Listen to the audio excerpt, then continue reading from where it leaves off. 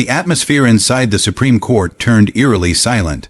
Chief Justice John Roberts had just uttered something that would ripple across American politics. Standing at the podium was Congresswoman Jasmine Crockett, her face composed, her eyes blazing with the kind of focused intensity that warned of a seismic moment ahead.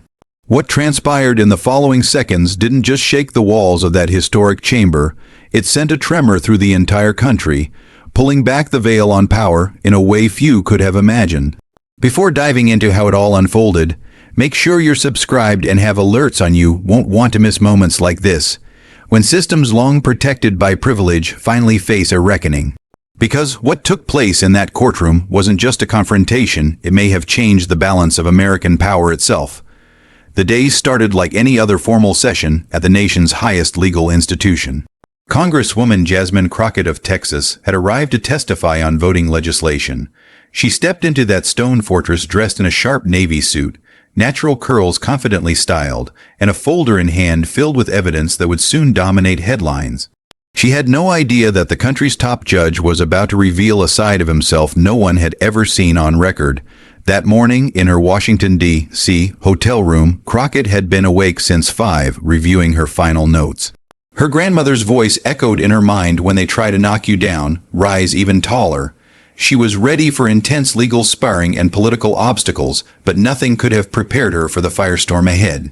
As she walked the marble corridors of the court, some onlookers stared with recognition, others simply watched, intrigued by the confident black woman moving purposefully through a place that had long kept people like her at the margins. Security was standard, but the doubt in the air was familiar. One guard, even double, checked her badge, clearly surprised she held elected office. She didn't flinch. She never did. Inside the hearing room, the gravity of the moment hung thick. This wasn't just legislative debate, it was about the future of voting rights in America. Roberts presided over the bench, expression tight, a restrained coldness in his demeanor. His fellow justices shifted, visibly uneasy, as Crockett began her opening statement with the clarity and command of a seasoned civil rights attorney. The grand, echoing chamber, filled with centuries of precedent and power, suddenly felt smaller. This court had once presided over landmark cases: Brown v. Board, Roe v. Wade, Citizens United. But what was about to unfold would leave its own indelible mark on the institution's legacy. Privately, aides would later confirm Roberts had entered that session already rattled. He'd reportedly spent the night pacing, venting about activists and what he called performative politicians.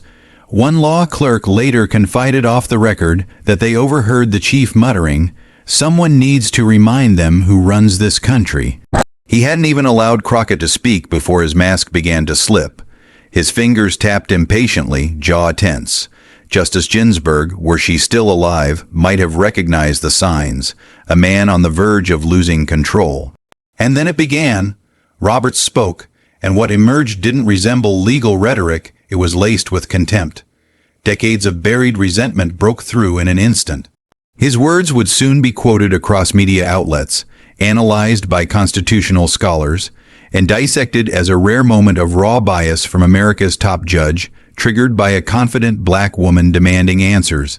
When Crockett stepped up to the microphone, she wasn't just armed with statutes and case law, she carried the weight of history. Her great-grandmother had been born in bondage. Her great-grandmother had marched for voting rights. Her grandmother had sat in at segregated diners, and now here she was, confronting the pinnacle of legal power in a building partly erected by enslaved hands. Roberts watched her with narrowed eyes. This wasn't just scrutiny. It was personal. She launched into her testimony, her tone unwavering. "Chief Justice, esteemed members of the court," she began, "I speak today not just as a legislator, but as someone who's witnessed firsthand how voter suppression erodes democracy." Roberts leaned forward. "Congresswoman," he interrupted with thinly veiled scorn, "are you implying that this court fails to grasp constitutional law?" She didn't blink. "Chief Justice, I'm saying that principles mean nothing if they don't protect all citizens equally." The room tensed. Justices shifted. Justice Clarence Thomas exhaled audibly. Justice Kagan's gaze tightened.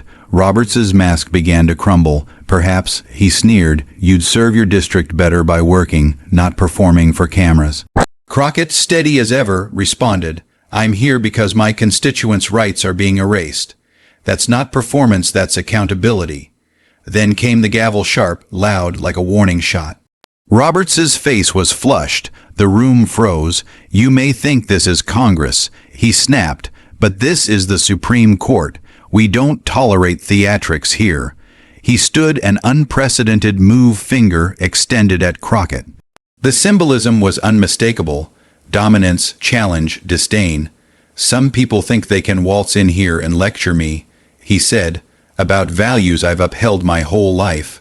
Crockett didn't move. Some people, she replied evenly, think values belong to them alone. And then he crossed the line. If you don't like the way things are done here, he said coldly, perhaps you'd be more comfortable in a country that reflects your perspective, maybe Africa. The gasp wasn't just audible, it was deafening.